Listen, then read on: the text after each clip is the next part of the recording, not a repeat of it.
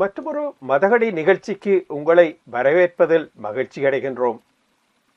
நமது சமூகத்திலே பல்வேறு துறைகளில் பல்வேறு வகைகளில் சமூகம் சார்ந்து செயற்பட்டு கொண்டிருப்பவர்களை கொண்டாடி மகிழ்வதே இந்த மதகடி நிகழ்ச்சியின் இலக்காகும். நமது சமூகத்திலே பல்வேறுபட்ட கருத்துக்கள், பல்வேறுபட்ட சூழல்கள், பல்வேறுபட்ட அரசியல் நிலைப்பாடுகள் காணப்படுகின்றன. இந்த நிலைப்பாடுகளை தாண்டி ஒவ்வொருவருடைய பங்களிப்பும் சமூகத்தின் ஆரோக்கியத்திற்கும் சமூகத்தின் வளர்ச்சிக்கும் இலக்காக கொண்டவையாகும். அந்த வகையிலே மாற்று கருத்துக்களை உள்வாங்குவதோடு சமூகமாக நாம் வளர வேண்டும் என்ற இலட்சியம் நோக்கத்தை கொண்டதாக நம்முடைய வாழ்வு அமைய வேண்டும்.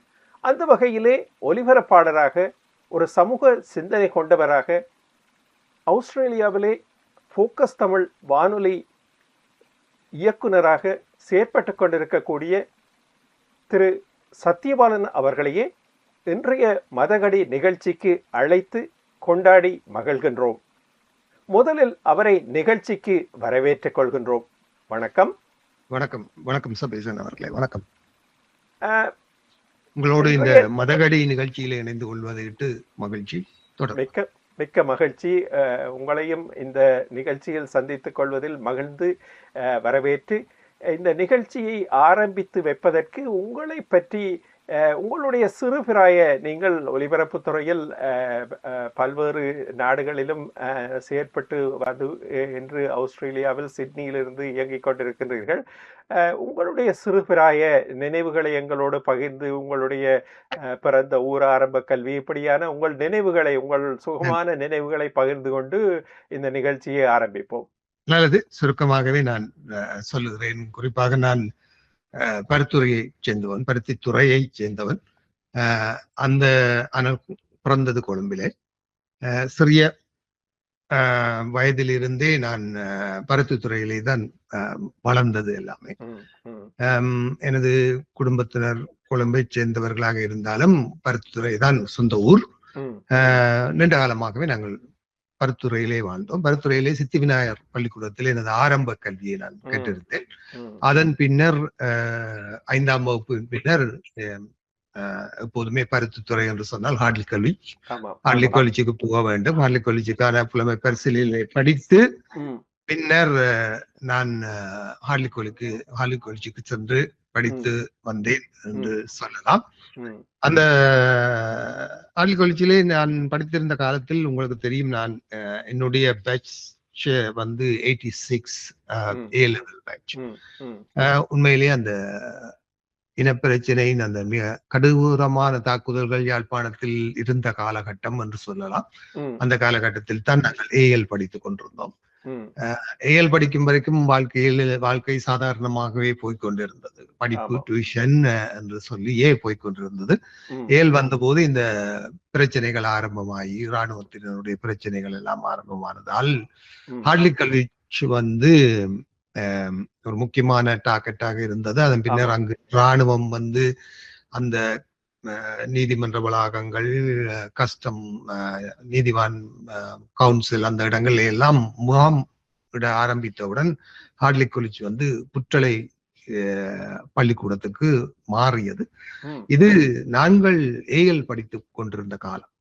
AL 11ஆம் வகுப்பு படித்துக் கொண்டிருந்த காலத்தில் இது நடந்தது. அப்ப அந்த நேரத்தில் தான் இந்த இயக்க நடவடிக்கைகளும் தீவிரமடைந்ததால சென்றி போட்டது, ஆமிய வழிவிடாம வராம பண்றது, அப்படியான எல்லாம் உங்களுக்கு எல்லோருக்கும் தெரிந்தது. அதெல்லாம் நடந்து இருந்தது.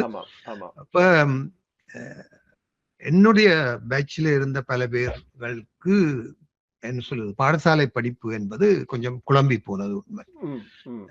பாடசாலையில் ஹார்ட்லி காலேஜிலே மிகவும் சின்சியராக படிக்கிற மாணவர்கள் மட்டுமே படித்துக் கொண்டிருக்க, மற்றவர்கள் எல்லோரும் ஒன்று வெளிநாடுக்கு சென்றது, இந்தியாவுக்கு சென்றது, அல்லது இயக்கம், சென்றி என்று சொல்லி அப்படியான விஷயங்களுக்கு போய் கொண்டிருந்தார்கள். பாடசாலை படிப்பிலே ஆர்வம் இருக்கவில்லை. ஏனென்றால் எப்போது என்ன நடக்கும் என்று தெரியாது, இருப்போமோ இல்லையோ என்று என்ற வாழ்க்கையெல்லாம் வந்தபடியால் எங்களுடைய வாழ்க்கை இரண்டும் கட்டான ஒரு வாழ்க்கை.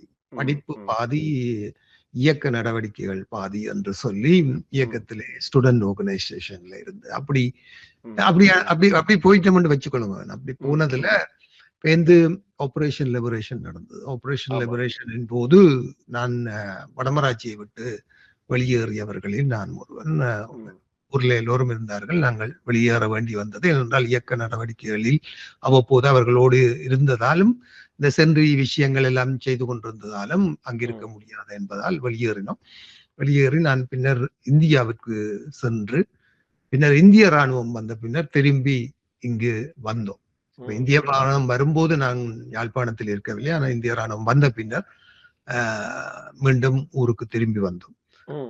கொஞ்ச காலம் அமைதியாக இருந்தது. பின்னர் இந்திய இராணுவத்துடன் யுத்தம் தொடங்கிய பின்னர் பழமையை போல நாங்கள் ஒழித்து ஓட வேண்டிய ஒரு சூழ்நிலை வந்தது. ஏனென்றால் இயக்கத்தோடு விடுதலை புலிகளோடு ஆதரவாக இருந்தவர்கள் என்ற வகையிலும் நாம் எப்போதுமே பலரால், அதாவது மாற்று இயக்கத்தினாரும் இந்திய இராணுவத்திற்கு சொல்லிக் கொடுப்பவர்களாலும் ஒரு டாக்கெட்டாகவே இருந்ததால வாழ்க்கை என்பது ஒழித்து ஓடுகிற வாழ்க்கையாகவே எங்களுடைய என்ன சொல்றது அந்த டீனேஜ் வயசு இருந்தது என்று சொல்லலாம். உங்களுடைய குடும்பத்தினர் உங்களுடைய அரசியல் இயக்கம் சார்ந்த வாழ்க்கை முறை பற்றி எப்படியான உங்களுடைய பெற்றோர் உடன் பிறந்தவர்கள் எப்படியான பார்வையை கொண்டிருந்தார்கள்? உண்மையை சொல்ல போனால் அவர்களுக்கு இஷ்டம் கிடையாது. அவர்கள் நான் படிக்க வேண்டும் என்ற பக்கத்தில் தான் இருந்தார்கள். ஆனால் கட்டுப்படுத்துவதற்கு தகப்பனார் இல்லை, அம்மா மட்டும்தான். ஆகவே நான் நினைத்தது தான் நான் செய்து கொண்டிருந்தேன். அதனால எப்பவும் பிரச்சனை தான் வீட்டில் பிரச்சனை தான். அத்தோடு மிகவும் பயந்து கொண்டிருந்தார்கள். ஏனென்றால் வீட்டில் என்னை தேட துவங்கினார்கள். அப்போதெல்லாம் மிகவும் பயந்து கொண்டே இருந்தார்கள். அப்போ ஒரு கட்டத்தில் எனது தாயார் பிடிவாதமாக இருந்தால், இல்லை நீ இங்க இருக்க வேண்டாம், ஊரை விட்டு கொழும்புக்கு போய் அங்கால வெளிநாட்டுக்கு எங்கேயாவது போயிட்டு இங்க இருக்கக்கூடாதுன்னு. இந்த சூழ்நிலையில் கொழும்புக்கு புலம்பெயர்ந்தேன். கொழும்புக்கு கொழும்பிலிருந்து பின்னர் சில வெளிநாட்டு முயற்சிகளுக்காகவும் இந்தியாவுக்கு வந்திருந்தேன். இந்தியாவுக்கு அங்கு 2 வருடங்கள் இருந்து பின்னர் மீண்டும் கொழும்புக்கு அப்படியாக என்னது வாழ்க்கை ஒரு திட்டம் போட்ட வாழ்க்கையோ அல்லது இதை நோக்கி ஒரு இலட்சியம் அல்லது இதைத்தான் நான் செய்ய போகிறேன் என்ற ஒரு நிலைப்பாட்டோடையோ வாழ்க்கை இருக்கவில்லை. வாழ்க்கை என்பது இருக்க முடியவில்லை. எதையும் திட்டம் போட முடியவில்லை, எதையும் செய்ய முடியவில்லை, எப்போது நடக்கும் என்று சொல்ல முடியாது என்ற ஒரு நிலைமையில வாழ்க்கை அன்றன்றாடம் இருக்கக்கூடிய பிரச்சனைகளை சமாளித்துக் கொண்டு ஓடுவதாகவே இருந்தது என்று சொல்லலாம். அதன் பின்னர் ஒருவாறு இந்தியாவில் 2 வருடங்கள் காலம் போய்விட்டது. 2 வருடங்கள் காலம் போய்விட்டது. அங்கு இருந்த பின்னர் மீண்டும் கொழும்புக்கு கொழும்பில் இருந்து வெளிநாட்டுக்கு செல்ல வேண்டும், வேறு வழி இல்லை, கொழும்பிலும் இருக்க முடியாது என்ற ஒரு சூழ்நிலை வந்தது. இந்தியாவுக்கும் திரும்பி போக முடியாது. அப்போது ராஜீவ்காந்தியின் கொலை நடந்திருந்த சம்பவங்கள். ஏற்கனவே நாங்கள் இந்த பிரச்சனைகளில் இந்தியாவிலும் எங்கள் மீது சில பார்வைகள் இருந்து கவனம் இருந்தது. அப்ப இந்தியாவுக்கும் போக முடியாது, கொழும்பிலும் இருக்க முடியாது என்ற போது ஏதோ ஒரு வகையில் நாட்டை விட்டு தப்பி ஓட வேண்டும் என்ற வகையில் ஒருவாறு மொஸ்கோவில் இருந்து ஜெர்மனுக்கு வந்தேன். ஜெர்மனியில் எனது சகோதரர் ஏற்கனவே இருந்தபடியால் அங்கு செட்டில் ஆகி அந்த காலகட்டம் தான் நான் வாழ்க்கையிலே ஓரளவிற்கு சரி, அகதி வாழ்க்கை வெளிநாட்டு வாழ்க்கை தான் என்று தீர்மானிக்க வேண்டிய ஒரு சூழ்நிலை வந்தது. அப்படித்தான் இளமை காலம் என்பது எந்த விதமான திட்டமிடலும் செய்ய முடியாத ஒரு வாழ்க்கைக்குள் எங்களை நாங்களே சிக்க வைத்துக் கொண்டோம் என்றுதான் சொல்ல வேண்டும். அப்படித்தான் நீங்கள் குறிப்பிட்ட அனுபவங்கள் பலர் அன்றைய காலகட்டங்களிலே எதிர்கொண்ட ஒரு வாழ்க்கையாகத்தான் இருந்தது என்று கூட சொல்லலாம். ஆனால் உங்களை பொறுத்தவரை உங்களுடைய அனுபவமாக ஒரு விடுதலை நோக்கிய ஒரு இலக்கு என்பதுதான் உங்கள் கவனத்தில் இருந்ததா, அல்லது உங்களுடைய நண்பர்கள் நீங்கள் சேர்ந்த வட்டங்களிலே இதிலே ஈடுபட்டதனால் என்ன காரணம் உங்களை இந்த பாதையிலே செல்வதற்கு?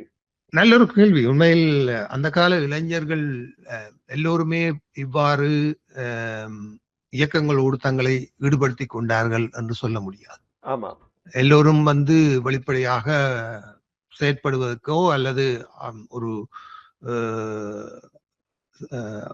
முன்வருவது கிடையாது. எல்லோருமே இவற்றிலிருந்து விலகி இருக்கின்ற ஒரு காலம் 85, 86களில் மிக தீவிரமாக விடுதலை தான் வேண்டும் என்று இயக்கத்துக்கு சென்றவர்களை தவிர ஏனைய தரப்பினர் என்ன சொல்வது, தாமரை இலை தண்ணீர் போலதான் இருப்பார்கள். ஆனால் நாங்கள் அவ்வாறு இல்லாமல் பகிரங்கமாக பொது வழிகளிலே அரசியல் தொடர்பாகவும் இயக்க நடவடிக்கைகள் தொடர்பாகவும் பகிரங்கமாக ஈடுபட்ட ஒரு தரப்பினர். இவர் இன்ன இயக்கத்துக்காகத்தான் வேலை செய்கிறார் என்று சொல்லும் அளவிற்கு அடையாளம் காணப்பட்டவர்கள் எமது ஊர்களிலே. சில பேர் இயக்கத்தில் இருந்த போதும் தங்கள் சொந்த ஊர்களிலே வேலை செய்ய மாட்டார்கள், வேறு ஊர்களுக்கு போய்விடுவார்கள். ஆனால் சொந்த ஊர்களில் இருந்து வேலை செய்வது என்பது இப்போது யோசித்து பார்க்கும் போது அது ஒரு டபுள் ரிஸ்க். சரி, ஏனென்றால் எல்லோருக்கும் உங்களை அடையாளம் தெரியும் என்றவன் அந்த வகையில் தான் இருந்தது. விடுதலை என்பது எங்களுக்குள் ஒரு என்ன சொல்வது, விடுதலை என்பதன் முழு தாற்பயம் தெரிந்தவர்களாக நாங்கள் இருந்தோம் என்று யோசித்தால் இல்லை, அப்படி இல்லை. எங்களுக்கெல்லாம் இருந்தது இராணுவத்தின் மீதான கோபம், அடக்குமுறைக்கு எதிரான ஒரு இவங்களுக்கு திருப்பி அடிக்கணும் என்ற ஒரு மனோபாவமே தவிர விடுதலை அது எவ்வளவு ஒரு பரிணாமம் மிக்க ஒரு விஷயம், அது எவ்வளவு தூரம் உலக அரசியலோடு சம்பந்தப்பட்டது, பிராந்திய அரசியலோடு சம்பந்தப்பட்டது என்ற பக்குவங்கள் எங்களுக்கு இருந்ததாக நான் கருதவில்லை. எங்களை பொறுத்த வரைக்கும் நேரடியாக இருக்கக்கூடிய இராணுவத்தினுடன் மோதுவது அல்லது அதனால் ஏற்படுகிற இழப்புகளினால் ஏற்படுகிற கோபம், ஆத்திரம் என்பது, நமது மக்கள் கொல்லப்படுகிறார்கள், உங்களுக்கு செல்லடிக்கிறார்கள், சனம் சாகுது என்ற ஒரு உத்வேகம், ஆத்திரம், அதனால் முன் தள்ளப்பட்ட ஒரு தலைமுறையை சேர்ந்தவர்கள் என்று கூட நான் என்னை அடையாளப்படுத்திக் கொள்வேன். அப்படித்தான் நாங்கள் இருந்தோம். மற்றது ஆயுதங்களும் அந்த இயக்க போன நண்பர்கள் திரும்பி அவர்களுடைய நட்புகளும் இவற்றினால் ஏற்பட்ட ஒரு ஆயுத கலாச்சார மோகம் கூட சொல்லலாம். அதனால் கிடைத்த ஒரு வகையான அதிகாரம், ஒரு மட்டுப்படுத்தப்பட்ட அதிகாரம் எங்களுக்கு இருந்தது. நாங்கள் எது சொன்னாலும் மக்கள் கேட்பார்கள், இயக்கம் என்று சொல்லுது. மேலே இப்போது நேற்று பார்க்கும்போது கொஞ்சம் சிரிப்பாக இருக்கிறது. ஆனாலும் அப்படியான ஒரு மனோபாவம் மக்கள் மத்தியிலும் இருந்தது. அது எங்களை போன்ற இளைஞர்களுக்கு அது ஒரு போதையாகவும் இருந்ததோ என்று தோன்றுகிறது. அது உண்மையிலே எவ்வளவு தூரம் சரி என்பதை நாங்கள் இன்று இத்தனை வயதுக்கு பின்னர் திரும்பி பார்க்கும்போது அது ஒரு நகைப்புக்கிடமான ஒரு அதிகார போதை என்றுதான் எண்ண தோன்றுகிறது. நிச்சயமா நீங்கள் வெளிப்படையாக கூறிய விடயங்கள் மிகுந்த ஒரு நிறைவை தருகின்றது. ஏனென்றால் வெளிப்படையான உரையாடல்கள் தான் எப்பொழுதும் ஒரு ஆரோக்கியமான மாற்றத்திற்கான ஆரம்ப புள்ளி என்று சொல்வார்கள். உங்களுடைய ஜெர்மன் வாழ்க்கை, ஜெர்மனியை சென்றதாக குறிப்பிட்டீர்கள். அதை பற்றி சுருக்கமாக சொல்லி உங்களுடைய வானொலிக்கு வரலாம் என்று நம்புகிறேன். நேரம் கடந்து கொண்டிருப்பதால் அதுக்கு முன்னர் குறிப்பாக நான் சொல்ல வேண்டும், எங்களை போன்ற ஒரு தரப்பு இருந்தாலும் இந்த அரசியல் மற்றும் இந்த விடயங்களிலே மிக தெளிவான பார்வை கொண்ட பல இளைஞர்களும் நம்மை வழிநடத்தினார்கள் என்பதில் யாருக்கும் இல்லவில்லை. அதை சொல்ல வேண்டும், நிச்சயமாக குறிப்பிட வேண்டும் என்று நம்புகிறேன். ஜெர்மனிக்கு சென்ற பின்னர் குறிப்பாக நான் அங்கு இந்த தமிழர் ஒருங்கிணைப்பு குழு கிளைகளுடன் செயற்பட்டுக் கொண்டிருந்தேன். எனது சகோதரர் அதிலே முக்கியமானவராக இருந்தார். அப்போ நான் வாழ்ந்த ஹனோவர் நகரத்திலே எனக்கு சொன்னார்கள், நீங்கள் போய் ஆட்களிட காசு வேண்டி எங்களுக்கு அனுப்புற வேலை செய்ய சொல்லி. இயக்க பொறுப்பாளர் ஒருவர் இருந்தார், அவரோடு சேர்ந்து ஒரு வீடு வீடாக போய் காசு வேண்டி தமிழர் ஒருங்கிணைப்பு குழுக்கு கொடுக்கிறது. அங்கே அதே நேரம் இந்த புத்தகங்கள், பிரசுரங்களை அந்தந்த வீடுகளில் போய் கொடுக்கிறது. அப்போது ஏற்பட்ட அனுபவத்திலே எனக்கு ஒரு சிந்தனை வந்தது. இப்படி அங்கு தெரிந்தானே உங்களுக்கு குளிருக்குல போகணும், அப்படியான விஷயங்கள் எல்லாம் இருந்தது. அப்ப அப்போதுதான் இந்த யோசனை வந்தது. வானொலி ஒன்றை இருந்தால் எமது பிரச்சாரத்தை செய்வதற்கு இலகுவாக இருக்கும். அப்போது இந்த சமூக வானொலிகள் பற்றிய எண்ணங்கள் எல்லாம் விஷயங்கள் எல்லாம் தெரிய வந்து கொண்டிருந்த காலம். ஒவ்வொரு வீடு வீடாக செல்வதை விட நமக்கு ஒரு வானொலி நிலையம் இருந்தால் அந்த வானொலி நிலையத்தினூடாக நாம் நமது செய்திகளை, இந்த இயக்க விஷயங்களையோ நமது நாட்டின் விடுதலை பற்றியோ பேசலாமே, மக்களுக்கு நாங்கள் வீடு வீடாக சென்று பிரச்சாரம் செய்ய வேண்டாமே என்ற எண்ணம் ஒன்று மனதுக்குள் வந்தது. நான் அதற்கான முயற்சிகளை செய்த போது என்னோடு ரஜினி என்று சொல்லக்கூடிய ஹனோவர்ல ஜெர்மன் மொழியில் படித்துக் கொண்டிருந்த இன்னொரு பெண்மணியும் அவரிடம் கேட்டு அறிந்து அவர் சில முயற்சிகள் செய்து ரேடியோ ஃப்ளோரா என்ற ஒரு வானொலி நிலையம் ஜெர்மனியில் இருக்கக்கூடிய இடதுசாரி சிந்தனைகள் கொண்டவர்களினால் அவர்களாலே பில்ட் பண்ணப்படும் அந்த கட்டிடங்கள் எல்லாம் அவர்களே இணைந்து கட்டி அதுக்குரிய தொழில்நுட்பங்களை எல்லாத்தையும் பெற்று ஒரு வானொலி நிலையத்தை ஆரம்பிக்கிறார்கள் என்ற செய்தி ஹனோவர்ல வந்தது. இப்ப நாங்கள் போய் அவர்களிடம் கேட்டோம், எங்களுக்கும் ஒரு சான்ஸ் தர சொல்லி கேட்டபோது அவர்கள் எங்களுக்கு முதலில் ஒரு அரை மணி நேர நிகழ்ச்சி செய்வதற்கு வாய்ப்பை தந்தார்கள். பொதுவாக இலங்கையில உங்களுக்கு இருக்கும் போது தெரியும் தான், நாங்கள் எல்லோரும் வானொலி ரசிகர்கள், வானொலி நிகழ்ச்சிகளை கேட்டு அதிலிருந்து வர வேண்டும் என்ற ஒரு ஆர்வம் இருந்தது. ஆகவே இந்த சந்தர்ப்பத்தை பயன்படுத்தி கொண்டு இவ்வாறான ஒரு வானொலி ஒன்றை உருவாக்கலாம் என்றும் அதற்கான அனுமதியும் கிடைத்ததால் ஒரு அரை மணி நேர நிகழ்ச்சியை நான் 96 காலகட்டத்திலே நாங்கள் ஆரம்பித்தோம். ஜெர்மனியிலே அது பகல் 1 மணி அளவிலே அந்த நிகழ்ச்சியை அரை மணி நேர நிகழ்ச்சி எங்களுக்கு தந்தார்கள். அதன் பின்னர் அந்த வானொலியிலே நாங்கள் அப்போது அந்த நிகழ்ச்சியை எல்லாம் டிசைன் பண்ணி முதல் ஒரு 10 நிமிஷம் பாடல்கள், பேருந்து செய்திகளுக்கு பிறகு ஒரு செய்தி அலசல் ஒன்று, அந்த அலசலுக்கு பின்னர் சில ஏதாவது பொது நிகழ்வுகள் தான் அந்த பொது நிகழ்வுகள் தொடர்பான, உதாரணமா பொங்கல் வந்தால் பொங்கல் தொடர்பான ஒரு பாடல், பொங்கலுடைய வரலாறு என்று சொல்லி அந்த அரை மணி நேர நிகழ்ச்சியை தான் நாங்கள் தயாரித்து வழங்கினோம். அப்போது என்னோடு அங்கிருந்த எங்களோடு இருந்த அகதிகளாக வந்து விசாகளுக்காக காத்திருந்த இளைஞர்கள் எல்லோரையும் இணைத்துக் கொண்டுதான் அந்த பயணம் செல்லக்கூடியதாக இருந்தது. பின்னர் 1 வருட காலத்துக்கு பின்னர் அந்த நிகழ்ச்சியை அவர்கள் எங்களுக்கு 1 மணி நேரமாக அதிகரித்து தந்தார்கள். அப்போது எங்களுக்கு ஒரு சிறிய பண உதவி கூட அவர்கள் கொடுத்தார்கள். அதாவது எங்களுடைய செலவுகளுக்கு என்று சொல்லி பண உதவிகளும் கொடுத்தார்கள். ஒரே ஒரு முறைதான் அந்த உதவி கிடைத்தது. அந்த நிகழ்ச்சியை நாங்கள் 1 மணி நேர நிகழ்ச்சியாக மாற்றி கொஞ்சம் விரிவாக செய்தி அலசல்கள் அப்படி என்று நேயர்களுடைய தொலைபேசி அழைப்புகள் என்று நிகழ்ச்சியை விரிவுபடுத்தக்கூடிய வாய்ப்புகள் இருந்தது. இருந்தாலும் அப்போது நடந்த ஒரு மிக முக்கியமான விஷயம் என்னவென்றால், அந்த காலத்தில் தான் இந்த சேட்டலைட் தொழில்நுட்பம் என்பது வந்தும் ஐபிசி ரேடியோ வந்து ஆரம்பிக்கப்பட்டது. நாங்கள் ஆரம்பித்த ஒரு சிறிது காலத்திலே இந்த ஐபிசி ரேடியோவை ஆரம்பித்து விட்டார்கள். அப்போது ஐரோப்பிய நாடுகள் எங்கும் எல்லா வீடுகளிலும் இந்த சேட்டலைட் கொண்டு வந்து வைத்து டிவி பார்ப்பது, இப்படியான ரேடியோக்களை கேட்பது என்ற விஷயம் வந்ததும் எமது வானொலி அந்த ஹனோவர் நகரத்தை சுற்றி 50 கிலோமீட்டருக்குத்தான் அந்த மீட்டர் வந்து வேலை செய்யும். ஆகவே ஐபிசி போன்ற வானொலிகளுடன் போட்டி போடுவது என்பது நமக்கு பெரிய சிரமமாக இருந்தது.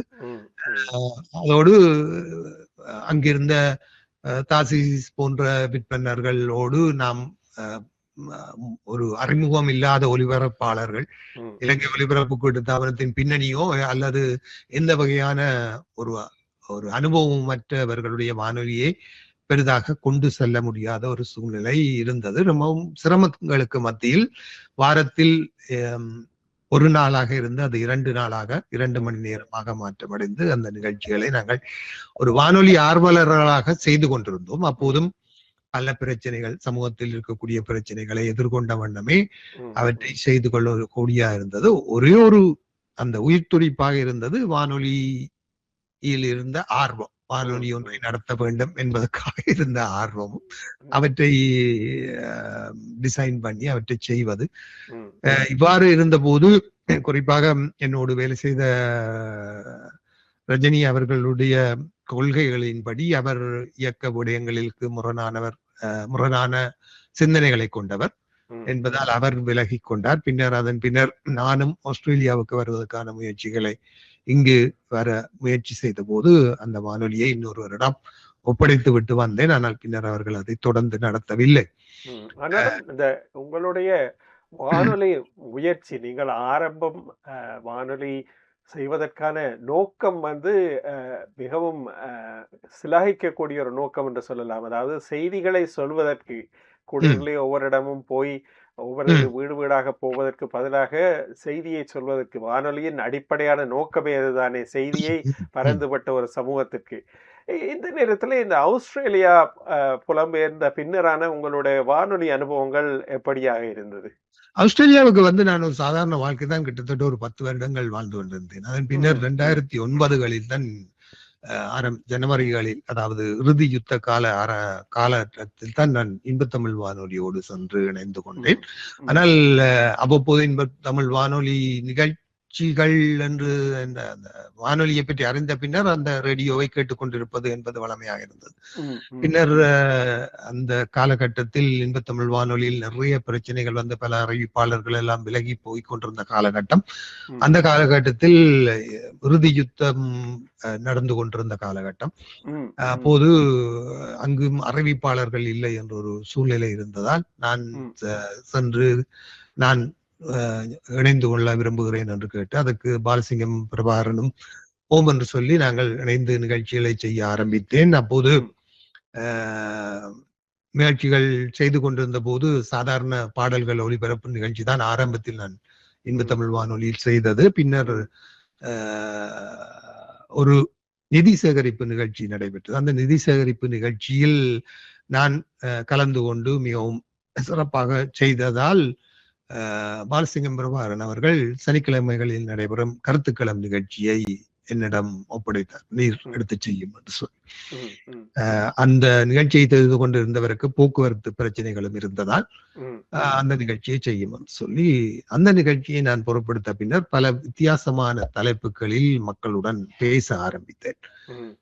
புதிய சிந்தனைகள், முற்போக்கான சிந்தனைகள், அடிப்படைவாத சிந்தனைகளுக்கு எதிரான சில மாற்றங்களை கொண்டு வருகிற சிந்தனைகள் போன்றவற்றை நான் மிகவும் என்ன சொல்றது, ஒரு விவாத ரீதியாக கொண்டு சென்ற போது பலருக்கும் அந்த நிகழ்ச்சிகள் பிடித்து கொண்டது.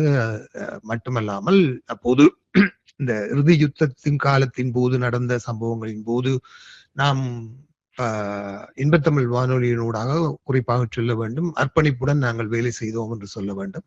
மக்களை அணி திரட்டுவது போன்ற விடயங்களிலே வேலை செய்து கொண்டிருந்தோம். அதனாலும் அந்த துறையில் நான் ஒலிபரப்பு துறையில் ஒரு பிரபலமாக கூடிய ஒரு நிலைமை ஆஸ்திரேலியாவிலே ஏற்பட்டது என்று சொல்லலாம். மிக்க மகிழ்ச்சி. இன்பத்தமிழில் இருந்து நீங்கள் போக்கஸ் தமிழ் என்று இன்றைய காலகட்டங்களிலே வானொலி உலகிலே போக்கஸ் தமிழ் என்றால் சத்தியபாலன் அல்லது சத்தியபாலன் என்றால் போக்கஸ் தமிழ் என்று அடையாளப்படுத்துகின்ற ஒரு சூழல். போக்கஸ் தமிழ் ஆரம்பம், அதனுடைய வளர்ச்சி பற்றி சொல்லுங்களேன். உண்மையில் இது ஒரு வித்தியாசமான கதை என்று சொல்லலாம். இன்பத்தமிழ் வானொலி என்பது கொஞ்சம் பிரச்சனைகளை சந்தித்த போது அங்கிருந்து எல்லோரும் வெளியேறிவிட்டோம். தொடர்ச்சியாக திரு பாலசிங்கம் பிரபாகரனுடன் இணைந்து வேலை செய்வதில் சிரமங்கள் இருந்தது.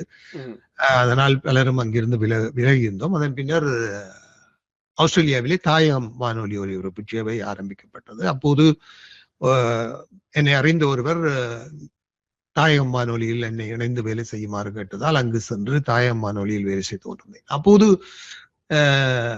சில பிரச்சனைகள் என்பது யுத்த காலத்துக்கு பின்னரான தமிழ் மக்களுடைய அரசியலை எவ்வாறு முன்னகர்த்துவது என்றதில் பலருக்கு பல்வேறு பாதைகள் தெரிவுகள் இருந்தது. அப்போது நாங்கள் ஜனநாயக ரீதியாகவும் செயற்படக்கூடிய சில தரப்பினராக இருந்தக்கூடிய சுமந்திரன் அவர்களுடைய அரசியல் என்பது அப்போதுதான் முன்னுக்கு பிரபலமாகி கொண்டிருந்தது. அதனால் அங்கு அது தொடர்பான சார்பு நிலை எடுத்து அல்லது அவர்களுடைய அந்த தமிழ் மக்களுக்கான ஒரு தீர்வை முன்வைக்கிற தரப்புகளை ஆதரிக்கிற ஒருவராக நான் எனது அரசியல் நிலைப்பாட்டை எடுத்தேன்.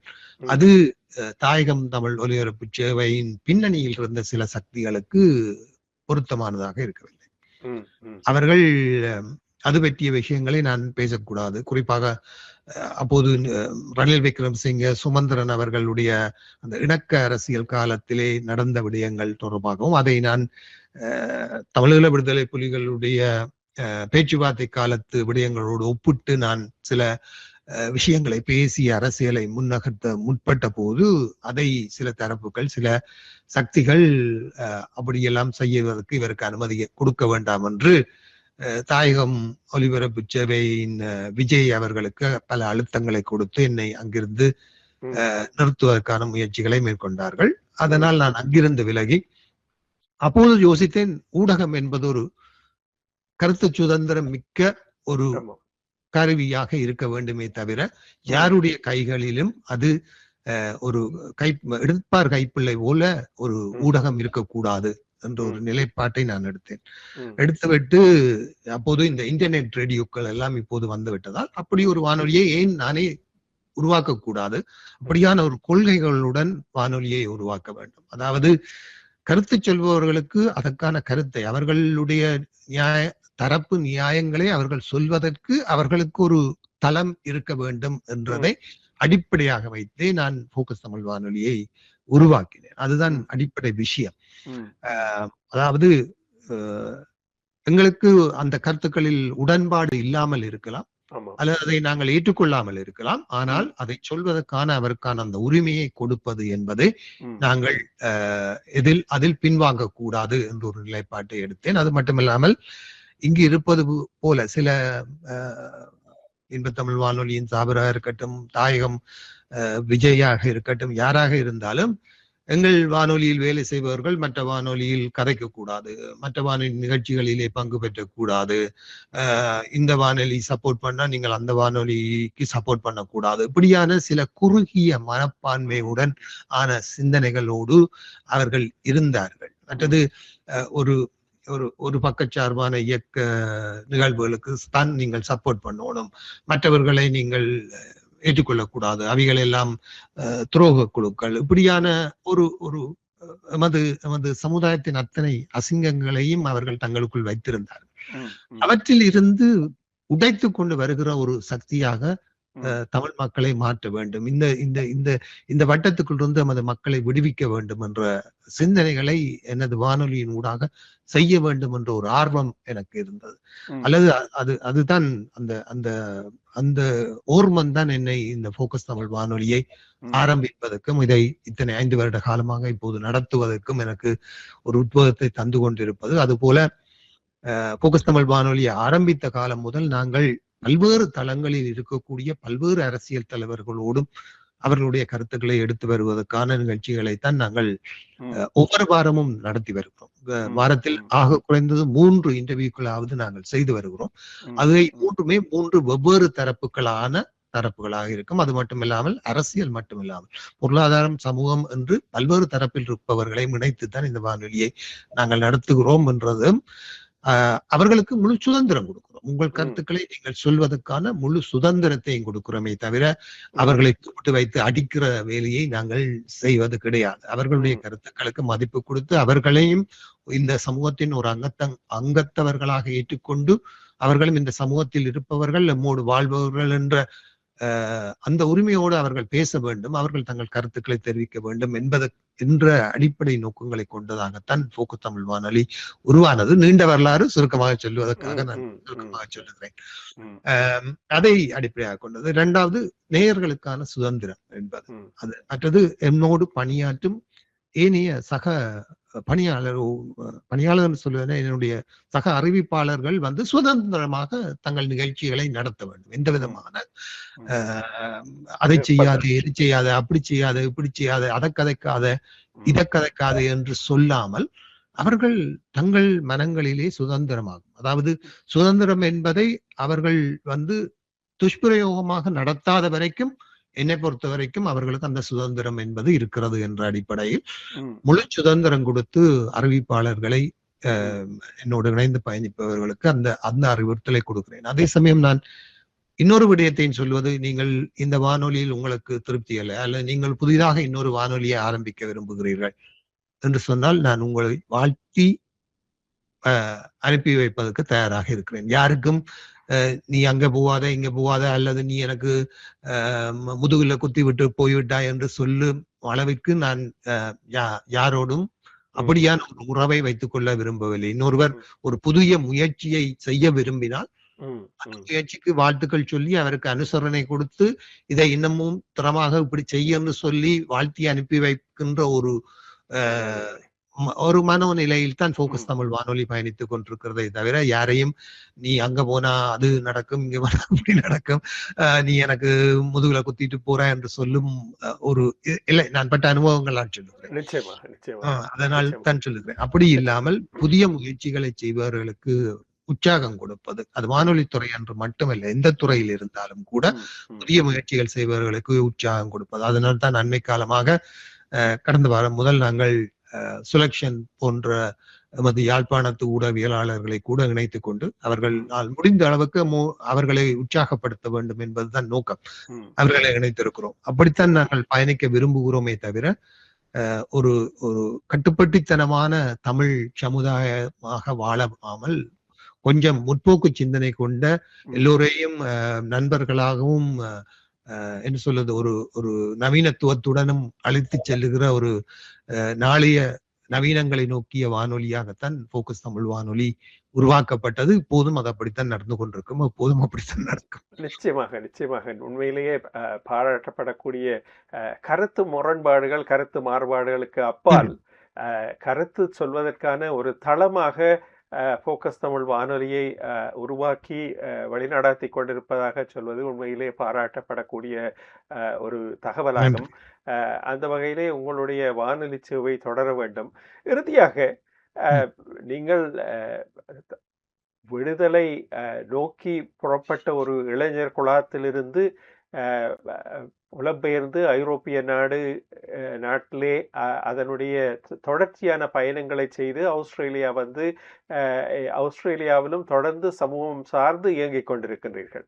அடுத்த 5-10 ஆண்டுகளில் வானொலியாக மட்டுமல்ல தமிழ் சமூகமாக எப்படியாக ஆஸ்திரேலியாவில் தமிழர்கள் அவர்களுடைய வாழ்வு அமையும்?